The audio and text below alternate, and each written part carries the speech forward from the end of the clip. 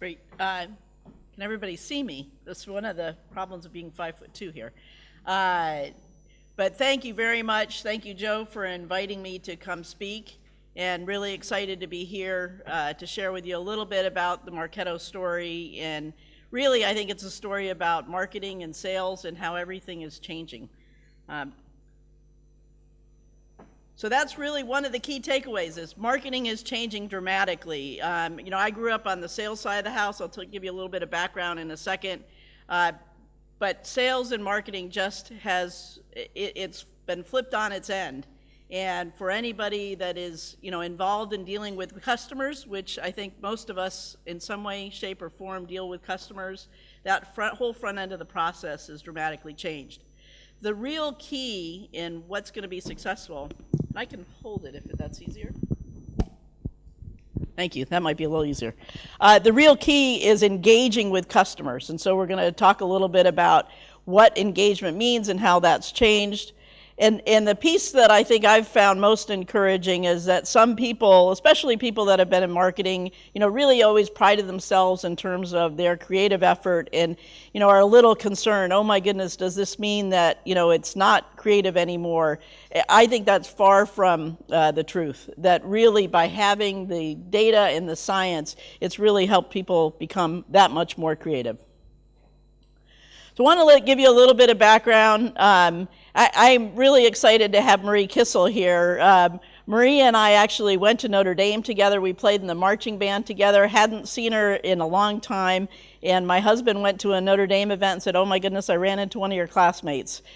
So, the strangest places you're going to run into people, but it's been just such a thrill to get reconnected with Marie. So I graduated from Notre Dame. I moved out to California to work for IBM, worked for IBM for a long time. And then one of my old bosses said, hey, we're in the Silicon Valley. This is nuts. Why are we working for a big old East Coast computer company? Let's join the fun. And so started to do startups. My first one went public. It was a little company called iPass. And I thought, well, this seems like an easy thing to do. I don't know why startups are so hard. We just took it public. So we did it again. Well, then the next one was a disaster. So then you learn it is a little bit hard. But about 12 years ago, I joined a company called Biz360. And it was my first introduction to selling into marketing. We sold PR analytics. And I want to bring it up today because it was really, I think, in the early stages of seeing marketing change. We were selling the ability to analyze your PR metrics, your sentiment about your company, about your competitor's company, and we sold it to very large companies. Places like Sun and Oracle and Xerox and Kodak were all great biz customers. But one of the guys that was really interesting to me is about a month into it, I actually did a cold call to Richard Edelman. And so some of you may be familiar with Edelman. His dad, Daniel Edelman, started the company a bazillion years ago. Richard's in New York, and the guy actually answers his phone. He still answers his phone today when I've called him periodically over the years. And he actually let me tell him why I was calling, and he said, you know what, Amy? He said, my business is changing. PR is changing. People are paying me lots and lots and lots of money, but they don't really know if it's working or not. He said, fortunately, Edelman people trust, and so they think it's working, but he said, I want to prove that it's working. And so his dad really started Edelman with the Tony twins story, and so I got a kind of a kick out of sort of the background. But this ability to be accountable to what you're doing really captured my imagination and caused me, when I had the opportunity 6 years ago to join Marketo, to be able to get back into marketing. So what is customer engagement? We've learned that marketing has changed. In the past, one of the things that, Richard was concerned about in terms of accountability, but also I think all marketing people are concerned about accountability, is when the internet started, people started to buy things in a different way. When I first came to Japan, a lot of people said to me, well, it's different here, Amy. Marketing isn't really as powerful as it is in the States. It's almost all sales driven, it's all relationship driven. I said, look, I read an article by a Nissan executive, a guy named Andy Palmer, and he said that 4 years ago, if I went to go buy a car in Japan, I would go to the dealership 7 times and then buy the car. Now I go to the dealership 1.5 times. And so I would say to the folks in the audience, is that true? Is that how it works? And they'd say yes. And I'd say, okay, do you think the sales guy at the dealership got that much smarter that he was able to compress the whole process into 1.5 times? And they said no. And I said, what happened? Well, what happened is they went to the online, they did research, they figured out exactly what kind of car they wanted, and when they walked into the dealership, it wasn't to really work with the salesperson, it really was just to either probably do a test drive and negotiate for the car. That's what's changed about marketing, and that's what's really made a huge difference. That customer engagement is something that people really need to start to understand. I was just talking to Harry about his business, and how in the past he shared with me that people saw something on it in an infomercial, they pick up the phone, they call, and you'd have a really high conversion rate because people were ready to take action. Now people are engaging in a website, starting to learn about more, and how do you really track their behavior and understand what's happening, understand all of the different multiple touch points, and to be able to move them through that customer engagement process. So we talk about it as A, B, C, D, and E. A is the individuals, B, based upon their behavior, C, continuously over time, D, directed to an outcome, and E, everywhere they are. So it really has changed up.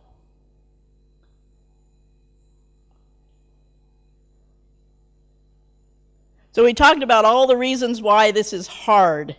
This movement in terms of the customer's journey has gone from, engaging with sales, like at the dealership, to a lot of the effort is happening up front. So that's the 70% of the time. You've got a number of people after your time and mind share. Now, whenever you go out, whenever you're online, you're constantly getting barraged by ads and things. So it's really important to be able to try to break through that clutter. And, most of the opportunities, or at least half the opportunities, are going to be influenced by some sort of third party. So now, as a seller, you've got to be able to understand, how do I engage and how do I understand what's happening there? So the real challenge for marketers is, how do I break through that clutter? How do I come up with the creative insights to be able to get attention and really get that mind share? And be able to drive revenue and make an impact. And the key to it is being able to take both the art and the science. So taking all of that data and then engaging with the art and creative and thinking about how I can make something happen. So let's start in terms of the data and the science. What's really important is thinking about, how can I apply the data and the content to what I'm doing? What can I do to make sure that I'm, continuously listening? So it's not just pushing information out like traditional advertising, but really listening to what people are, saying and engaging with them and coming back to them. And then making sure that I'm choosing the right metrics and the key things to think about.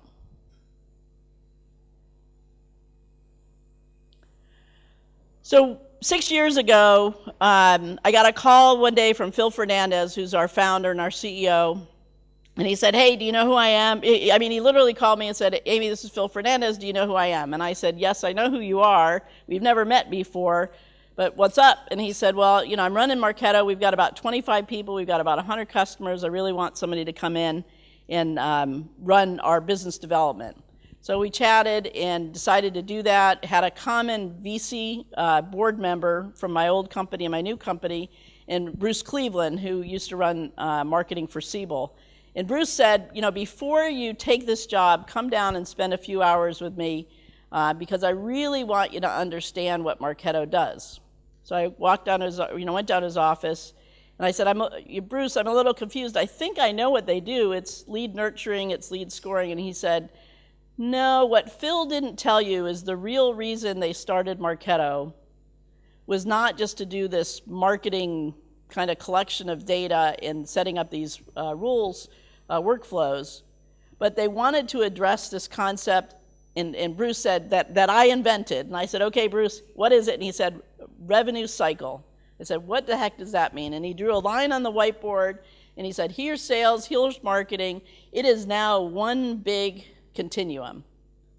People are going to go through this process where instead of marketing generating the leads and then turning them over to sales, there's going to be this continuous process. And it was really describing what we now talk about in terms of the customer journey or customer engagement. He called it the revenue cycle.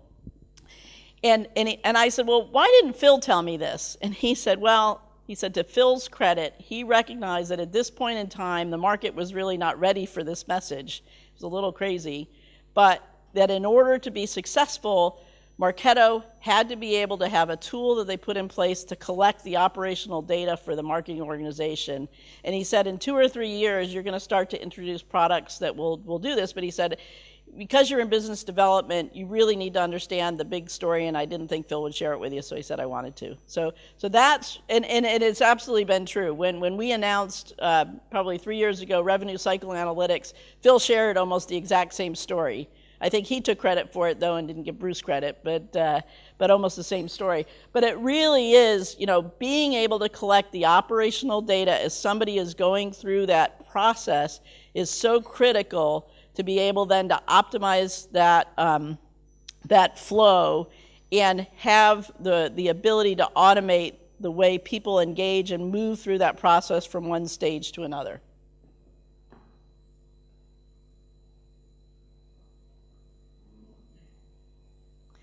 One of the other critical areas is as you're moving through those stages, one of the ways that you get people from one place to another is in the type of content that you share with them. So content is critical, and you want to think about it in typically 3 different buckets: early, middle, and late stage. In the early stage, what you're trying to do is understand, for a consumer or for a buyer or something, do I really have a problem? So if I go back to the car example, do I really want to buy a new car? Maybe my old car is fine. So you might have information there that talks about what's the value of my current car? How long is my current car going to last? What kind of maintenance is it going to cost me now that the car is 3 years old, 5 years old, 10 years old? And really help me educate myself on, do I have a problem? In the middle stage, you're looking at more, okay, now I recognize there's probably good sense in terms of buying a new car. What are the different options that I have? Should I buy a used car? Should I buy a new car? What kind of model should I buy? Do I want to buy a 4-door sedan? Do I want to buy a sports car? All that kind of stuff. And then the last stage is really in terms of, the specifics. I've decided I want to buy a Toyota, and I want to buy a sedan and all that, the specs on the engine, all that kind of information. What's important is to think about what are the strategies around gating that content, and how do I, as a brand, share some of that information and build up a trust relationship. So in early stage, we usually recommend that it's not gated, that you don't want to have somebody have to fill out a form. You want to have a lot of information available and share that information widely so that at the top of the funnel, as you're collecting, or as you're reaching out to the audience, you want as many people coming and finding it valuable to be able to come to your site or engage with your company. Once you get to the middle stage, hopefully you've engaged enough and you've provided enough valuable information that people are willing to give up and kind of trade some additional information of theirs. So it could be their name and their email address or whatever information in return for getting much more detailed information that's going to help them through the buying process. And then when you get to the late stage, hopefully you've captured that information, so you want to make it as easy as possible to get people in, and so you can leave off the gating.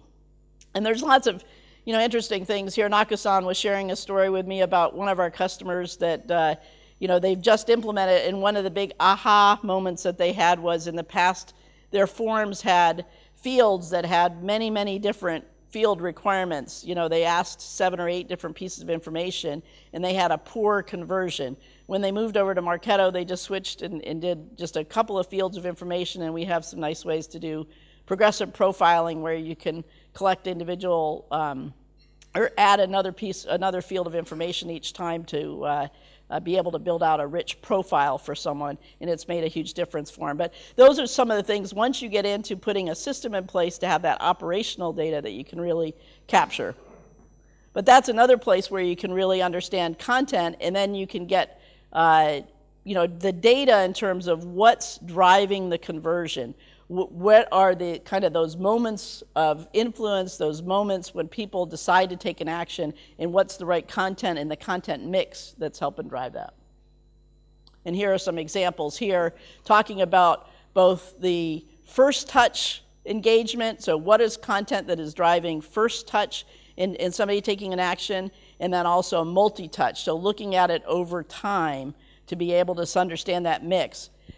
What this ultimately helps people do is it understand where do I need to make investments, where do I not, and how can I really optimize this flow in terms of presenting people with information at different points in time. You also want to be able to listen. So advertising, marketing historically has put out mass messages to people.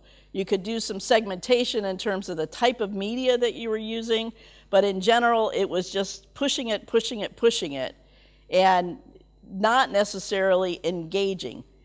Now you have an opportunity to really listen and see how people can engage. And the piece that you want to be listening for and thinking about is this concept of this interaction between fit and interest. Historically, when I've attended business shows as a vendor, I would always be a little bit picky about where I spent my time. Someone would come up, I'd look at their badge pretty quick, I'd sort of calculate in my mind, is this a good prospect, bad prospect? Do I want to spend a lot of time? Do I want to look over their shoulder and just say, hey, let me pass you off to someone else, or whatever? You kind of go through this really quick culling out process in that type of session.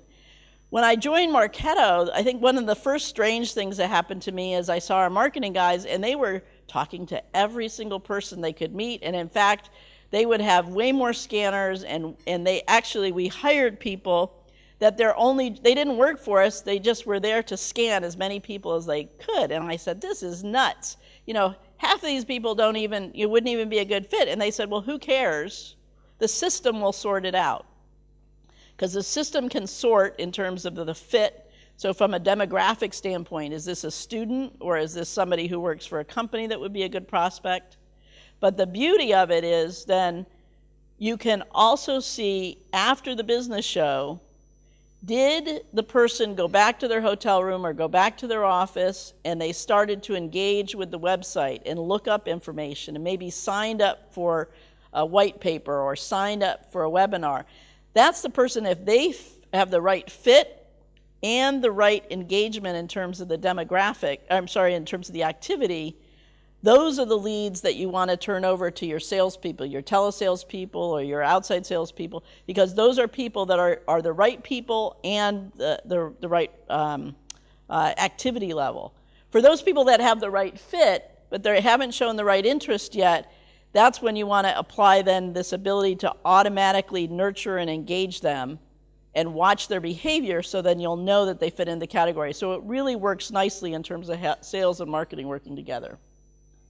And you can start then to also build out workflows in terms of how you engage with somebody.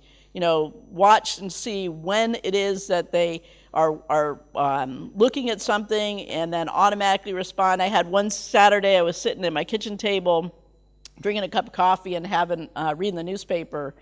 And this guy sent me a note. I had my phone in my pocket. Guy sent me a note and said, hey, Amy, quit working on Saturday morning, but you must be the most organized person I've ever engaged with in my life. You're always sending me great stuff. The information you sent me this morning was just spot on. I'll call you Monday. And I sent him a note back and I said, hey, you know what? I'm just sitting here having a cup of coffee. My system sent you that note. You must have been working. You must have been looking at something, and the system followed up with you. And by the way, it's so detailed that it looks like it actually came from me, and when you responded, it did come back into me so we could have this conversation. But, I'll call you Monday, but thank you for the nice words. I mean, and that's what it does. It allows you to do that on a scale so you can be able to do this with thousands of people. When you are able to do that kind of triggering as opposed to mass emails, your results go up astronomically. These are just some examples in terms of some of the results. So you can see the difference between just sending out emails in a batch fashion versus when you send it out and you have the context of either time or people engaging, your results just go up. The other key is really understanding the right metrics. There's a lot of people, when I was at Biz 360, so my first introduction, I can't tell you the number of CMOs of very big companies. I would go in their office and I'd say, look, let me share with you why it's important to really think about your PR mind share and where it's going, all this other kind of stuff. And they would look at me and they go, well, don't you understand? Let me show you. And they'd always have this credenza with all these awards. I just won this advertising award. It's awesome. And I would look at them and I go, well, how did that impact your business? Is your CEO happy? Is your CFO happy? You're spending lots of money. And they look at me and they go, didn't you just see I have this big award on my desk? And I'd go, yeah, but how does that impact your sales? And they go, well, I don't really care. And I'd be like, oh my goodness. I mean, it was just, having grown up in sales, it was just a shock to me. And I said, well, that just seems strange. And so I had learned I had to find the right CMOs that were, really thinking about this. But there are still a lot of people out there that's what they bet their career on, that they've won these awards. They're all creative awards or, some flashy thing here and there, and haven't really quite figured out how do I link that to the end result. And that's such a critical change. The other is activity metrics.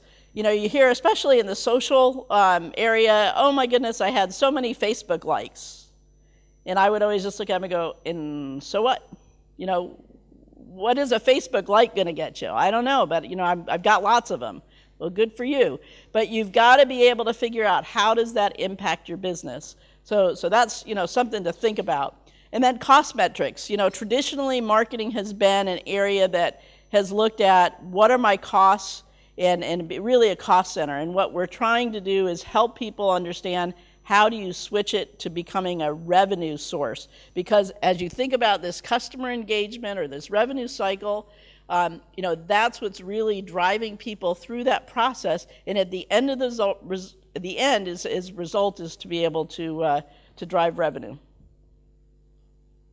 So the kind of things that you want to think about are more tied to how do I move people through the different stages of the customer engagement.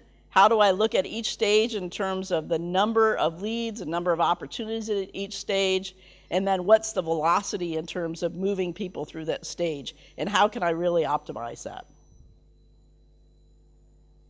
So again, to recap in terms of the science piece, it's thinking about data and content, thinking about really listening, and then thinking about what are the right metrics, and the right metrics are ones that really drive bottom line. So if we get back to the ABCD, I want to give you a few examples. So in terms of looking at how do you engage people individually, you want to be able to personalize the information that you're presenting to them. I think Netflix and Amazon are great examples of that. If I sign on to Amazon, they're always recommending to me things that I might like based upon my prior purchases, based on things that I might have in my basket. Always very, very helpful because it provides context for me and increases the odds that I'm going to buy something. So as an example, Christiana Healthcare is a hospital in the States, and they've been able to individualize the type of content and how they present it to people based upon both demographics and how they've engaged with the information. So if you're sending this out to mothers, with small children, you can really be able to focus on some of the pediatric care.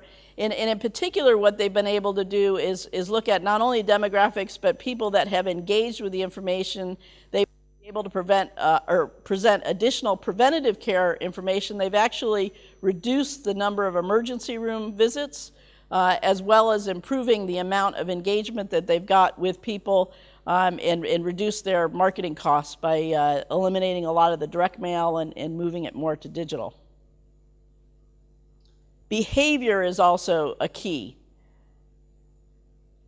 And going back to an automotive example, one of the things that I've learned here in Japan and talking with some of the automotive guys is that depending on what part of the world that you are in, different types of cars are more attractive or not attractive. So for instance, if you're coming from the Middle East, typically they like to look at SUVs and they like to buy SUVs.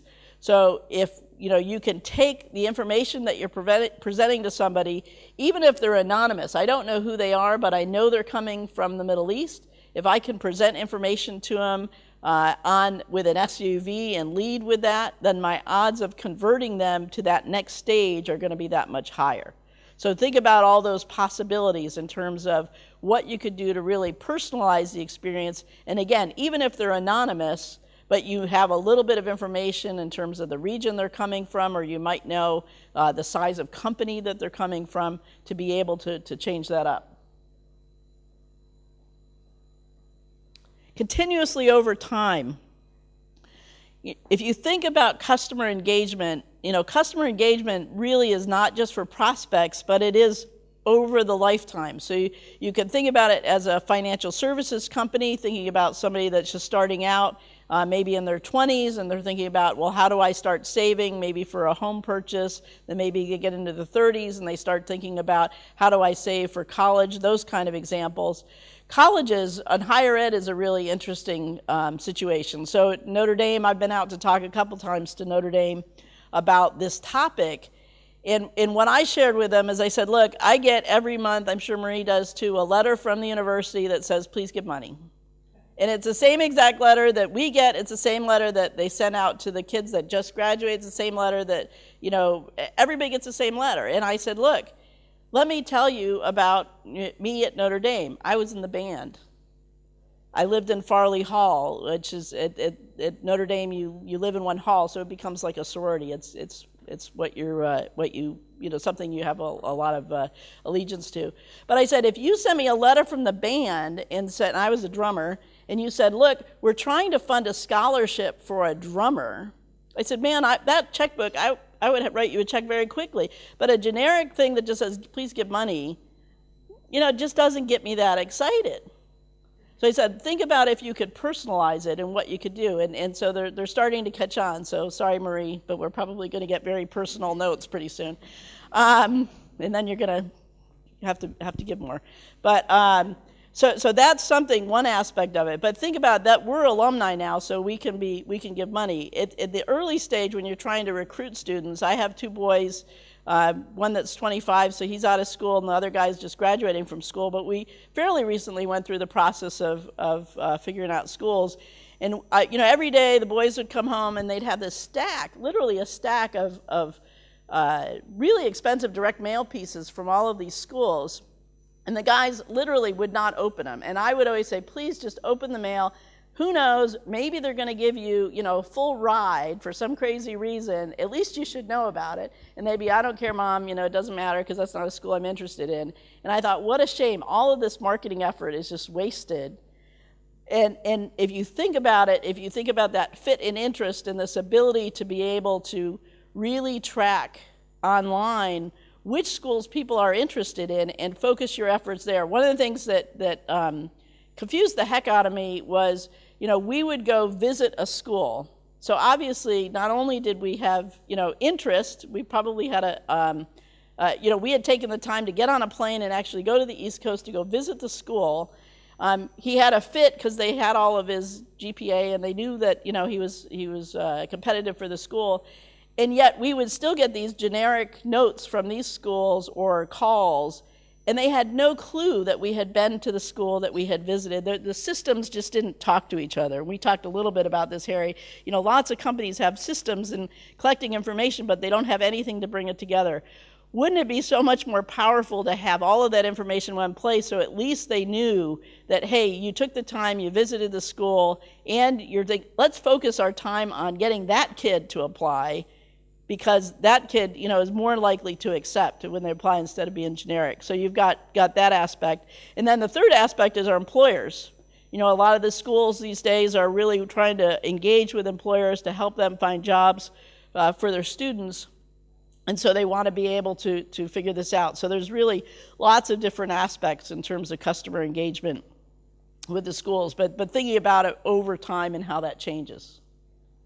And then getting to a directed outcome. We're not just doing this for kicks, we're not doing it for the awards. We're doing this because we need to keep people going down that path and really helping them convert into either a new opportunity or it could be an upsell or a cross-sell, but really help to expose the right people to whatever service or product that we're selling and make them, help them get over the line. And it's got to be everywhere. So, everything that we're doing these days has become that much more complex. What I'm particularly excited about, I think, here in Japan is the opportunity now that any Japanese company can really market and sell very effectively around the world. Because instead of just, marketing in this time zone or marketing in Japanese language, it is very easy to be able to build out and put together campaigns and engagements in many, many different languages in many different time zones and really be able to share the products and services and the processes that the Japanese businesses are offering and just expand. And so if you think about, the theme I've continued to hear since I've been here is how do we get, Japan growth moving, more and more. If I can expand that market and really broaden that market, then I think we're going to be in better shape. So again, just to summarize, marketing is changing. The train has left the station. The business is changed. Everybody needs to understand that and focus in terms of moving forward and how we can do that. Customer engagement is the key thing. It's no longer the advertising model where you just send messages out and hope people hear it. You've got to engage. It's got to be much, much more of a conversation. And data is going to really enable people to use those creative juices and really understand what's possible and what can really make a difference. So thank you very much.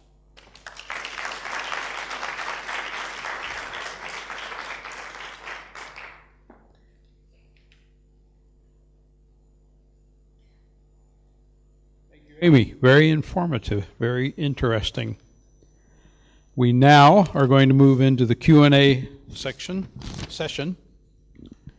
Who would like to go first?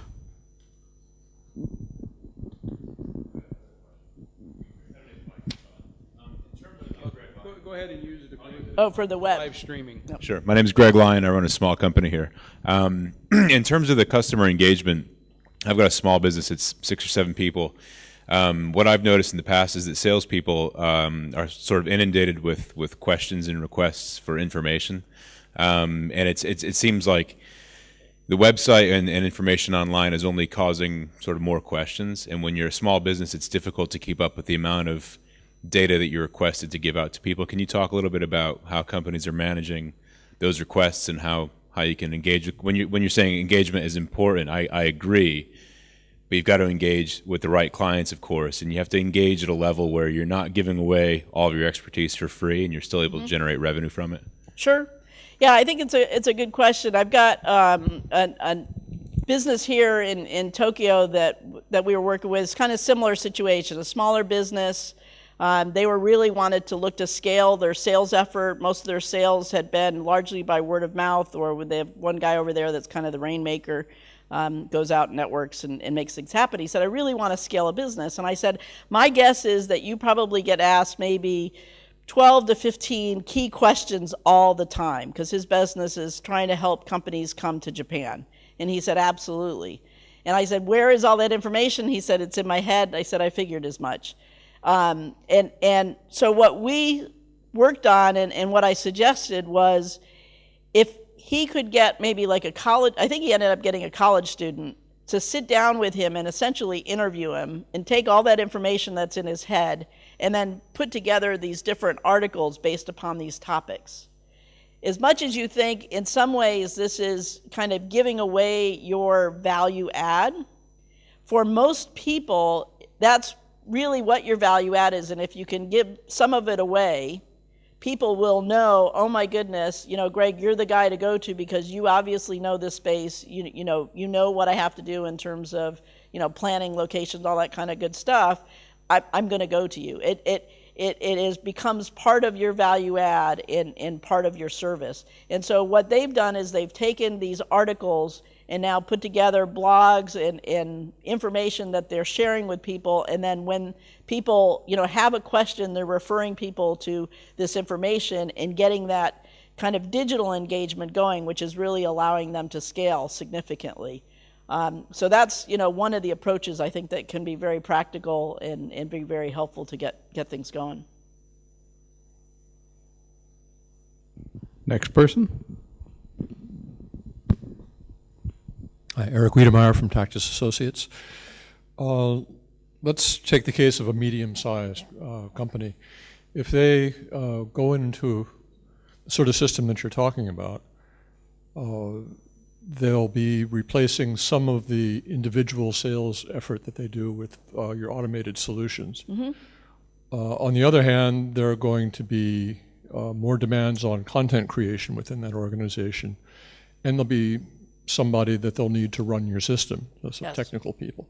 So let's stipulate that your system performs for them and raises revenues or sales or whatever it's supposed to be doing. But typically in a situation like that, do the internal resource demands go up or down when they go into a heavy sort of marketing automation system? That's a good question. So the thing that, and the approach that we recommend is thinking about the marketing as becoming literally a demand gen engine. And it starts to spit out leads, and so the mix changes. In our company, we spend as much on marketing programs as we do on our sales organization in terms of headcount. That's probably a little bit unusual. I think in most businesses that I've been, you tend to spend, some percentage, and it's probably less than 30% in terms of marketing than you do on sales. But that's what we've been able to do. As a result, our sales guys, probably 80 to 82% of the leads that our sales guys close come from marketing. So I'll let that settle in for a minute. My experience has been in sales that typically if you got 10 to 15% of your leads from marketing, that was okay. That was pretty good. When I walked into Marketo and the guys told me, oh no, we don't do any cold calling, the sales guys don't have to do anything to get their own leads, they just close these leads that the marketing comes into. It was a little bit kind of shocking. But it really has been true, and that's what our customers do. So it becomes this machine. Marketing generates these leads and that go. As a result, you do need to have folks that are generating content, and you do need to have somebody that's managing from a program perspective the system. I will disagree with you in terms of needing to have a technical person. I don't mean this to be a pitch for Marketo, but it's a system that doesn't require technical resources. It was really built for marketers to run it. So it's that part of it is very easy. And I always tell people, we made the technology piece easy. The marketing is still hard. You need to have a thoughtful approach in terms of what's my strategy? How do I go after these types of customers or these prospects? How do I think about that kind of early, middle, and late stage in terms of that customer engagement? What are the types of content? And then either develop that content yourself or work with a partner to develop that content. But you need to think about it. I've always shared with customers the two biggest challenges you're going to have are going to be data and content. Data in that, a lot of the information that you have in-house today may be a little bit messy, may not be a little clean, so you want to spend a little bit of time and energy in terms of getting that cleaned up and really appending that with additional information so that you can have great segmentation. And then in terms of content, going through that exercise. I would encourage you, you're all English speakers, if you want to go to the Marketo US site, in the resources tab, there's some great workbooks. So they're not product oriented at all. And it'll be helpful to you whether you're doing this type of marketing or just want to think about this type of marketing, or you're using another platform. But it really is a workbook that sits down and goes through, here's what you need to think about, who are you marketing to, what are the different roles, what are the different stages, and how you can start to put together the content. And that can be very helpful. So in terms of your original question, you know, the investment that you're going to want to make in marketing will probably go up overall, but the impact that you have, or that you'll see in terms of the results, will be amazing. This type of a change is not something that produces incremental results. It literally produces 2 to 3 times of an impact, and sometimes that seems a little crazy, but if you just think about it in terms of the example I shared about going to a trade show, normally with marketers, you have an event, the sales guys go through all the leads, and then they declare it dead, and they say, okay, marketing, have another event. And you're just going from one event to another event to another event. When you have and are able to collect this kind of operational data, what happens is you build up this database, and maybe 25% of those leads were the right people at the right company at the right time. But there's a big chunk of them, probably about 50%, they're the right people in the right company, it's the wrong time.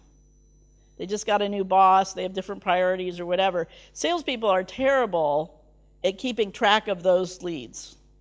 They just don't have the I don't know. I mean, I'm in sales, and I probably have a tough time keeping track of those leads. If there's not an instant action, you can put it in your tickler, but it's likely territories change, things happen.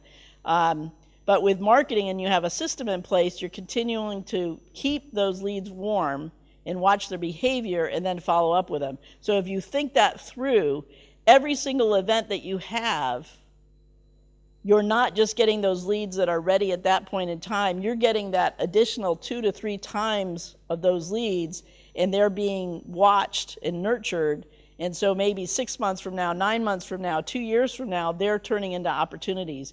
And those were the ones that typically just got lost in the past. So it makes a huge difference. And so that's how you can really sit down to do the pencil sell. It's really easy, Eric, to figure out, does it make sense in terms of investments, in terms of the technology, but is importantly the investments in terms of the content and the data. Hi, I'm Lance Gatling with Nixon, a cybersecurity company. You may have answered this in a backhand fashion already, but do you use third-party support, technical support like Google Analytics or anything like that? The number of scripts that run on some of these pages now is just astonishing. People Yes. sucking my brain out and my personality out. Or you said you did it all in-house? Thank you. Sure. So, customers do use all different kind of cookies and tracking. Marketo has its own tracking tool called Munchkin code that you would apply to any of the pages, or if you're an application provider, it can go right into your application to see how people are using your application and use that to track the behavior and watch it. Most of our customers do use Google Analytics in addition, because Google Analytics takes a perspective of watching the effectiveness of your website overall in terms of which pages people are on and how people are moving from one page to another, but they're doing it at a group level in terms of more of an anonymous. I had 1,000 people on this page and 500 people on this page. Marketo's looking at it and saying, I had Hironaka-san on this page, and this is what happened to him afterwards, and tracking his individual path. So you do use it in combination with each other. In terms of our partners, we do have partners that help you kind of sort through that maze of different kind of marketing technologies that are out there. There are zillions. There's an organization, I can't remember the name of it, but they put together this infographic of the different marketing technologies that are available. And I think last year about this time they tracked about 900 of them. This year it was up to close to 1,900 of them. So it can be a little bit daunting. One of the things that we've done to help our customers is we've put together what we call Launch Point, which is a site for different types of marketing technology vendors and ones that have built an integration into Marketo, and really help people in terms of putting together, what I think of as the marketing technology stack that you want to do to be able to help support it. We recognize we don't provide all of the different tools that you're going to need as a marketer, but we want to be able to help give you an easy path to identify who are the other complementary types of technologies and services to be able to put together the right solution. Thank you. Anybody else?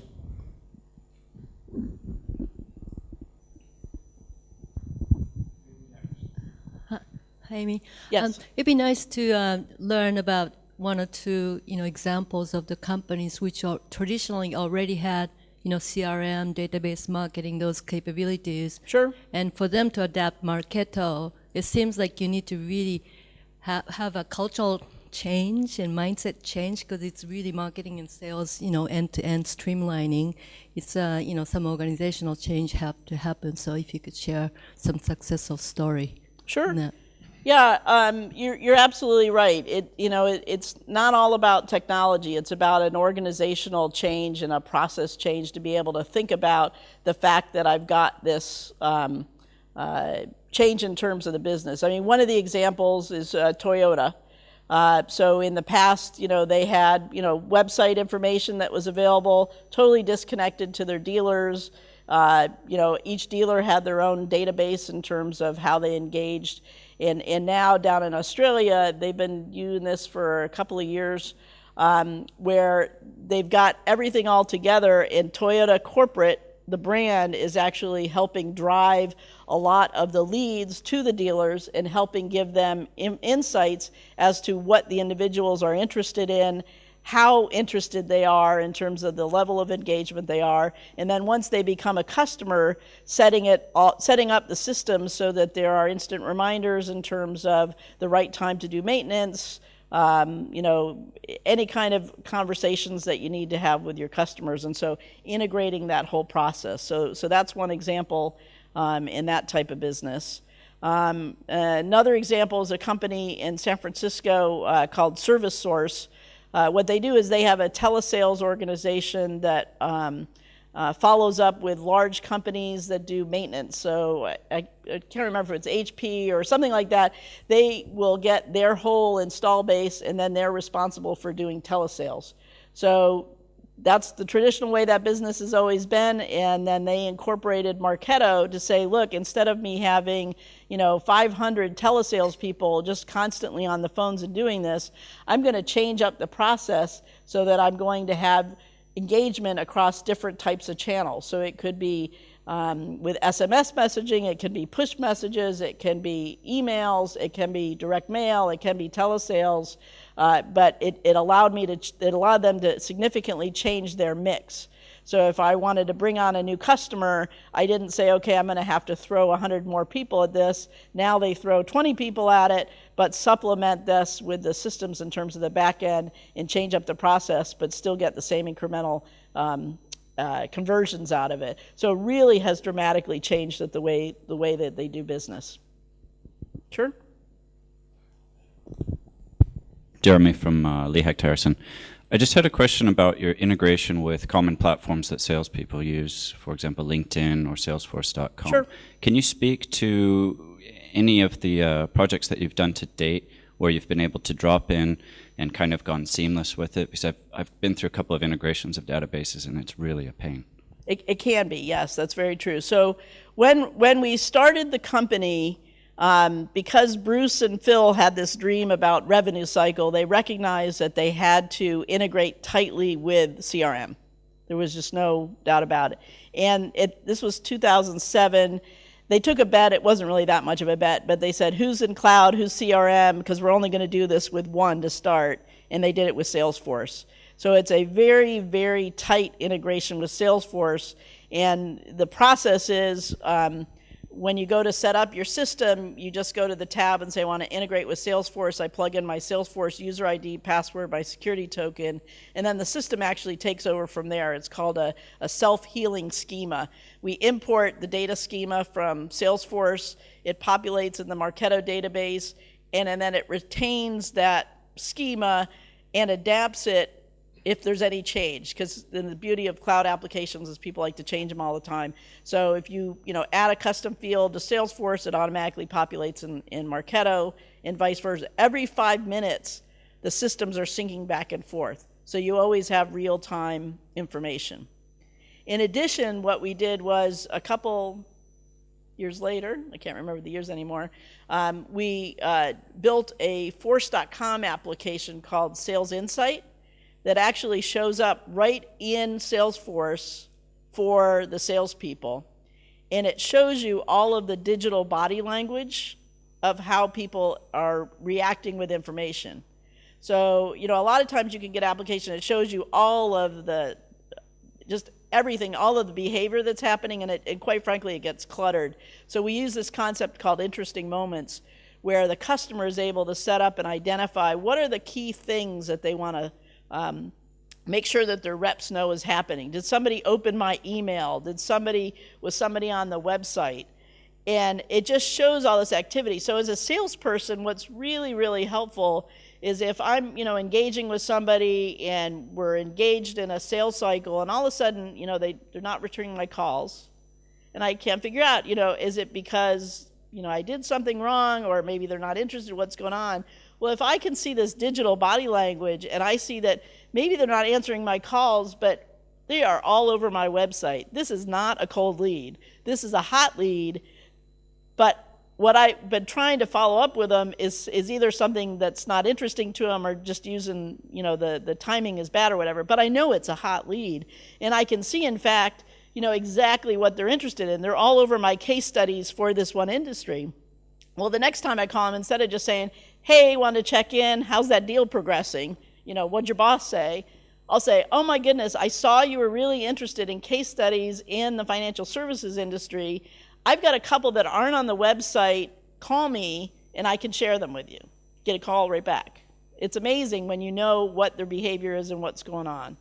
So that's really, really very helpful. LinkedIn is really interesting too. That Sales Insight is actually connected directly to LinkedIn. So you can see anonymous visitors. So I can see if there's somebody on the site. So, if I'm back in the States and I see Xerox is on there and down in Palo Alto, I hit on that, I hit on the LinkedIn link, and I can see who do I know down at Xerox Park in Palo Alto. Oh, I forgot, one of my friends is down there. I'm just going to call my friend. Hey, I'm not sure what's going on, but there's somebody down at Xerox that's all over the Marketo website. Can you just ask a couple of your friends, is somebody interested in this? What's going on? That happens. Or I look up LinkedIn, I don't know anybody personally, but I see I've got a second or third connection, and it's exactly the right title. It's a cold call. It's not really a cold call, because people are really funny, because then they'll go, oh my goodness, I can't believe you're calling me. You've been on my mind, or and it's like, yeah, I know, you've been on my mind too, because, and if you really want to have fun, then you just say, hey, do you really want to know how I knew? Let me show you, and you just, put on a go-to-meeting and show them the screen and say, this is what I know about you. And sometimes, one of the things that you have to be conscious of in this business is kind of the creepy factor. Is that going to really creep somebody out? And if somebody, you can sense that they're just a little put off by it, you say, look, I understand that in a business environment particularly, it's really helpful because it's just a very efficient process. But I said also, can you imagine if your competitor has this information and you don't? How does that change your feelings about this? And they're like, oh, okay, I get it. If my competitor has that information, from a sales perspective, one of the things that's always the more information you have, the better. And this is really some very, very valuable information, both in terms of information about the prospect, but also information in terms of the context and the urgency of the contact, in terms of being able to see what they're doing and what they're interested in. Does that help? Okay, thank you.